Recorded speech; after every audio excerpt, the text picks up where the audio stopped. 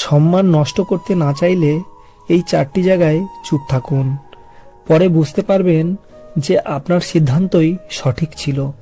Number 1, যখন কেউ আপনার অনুভূতি বোঝে না, আপনার কষ্ট, মন খারাপের কারণ বোঝার চেষ্টা করে না, তখন তার উপরে ক্ষিপ্ত না হয়ে সেখান থেকে চলে আসুন।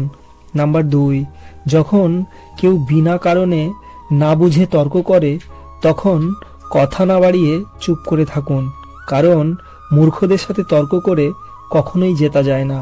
নাম্বার 3, নিজের পারিবারিক ঝগড়ার কথা কখনোই কাউকে বলতে যাবেন না, কারণ অনেকেই সেগুলোকে নিয়ে হাসি তামাশা করে আপনাকে খোঁটা দিতে পারে। নাম্বার 4, যখন কোনো মানুষ আপনার উপরে রাগ দেখিয়ে নিজের মনকে সান্ত্বনা দিতে চেষ্টা করে, তখন তার সাথে তর্ক না করে সরে আসাই বুদ্ধিমানের কাজ।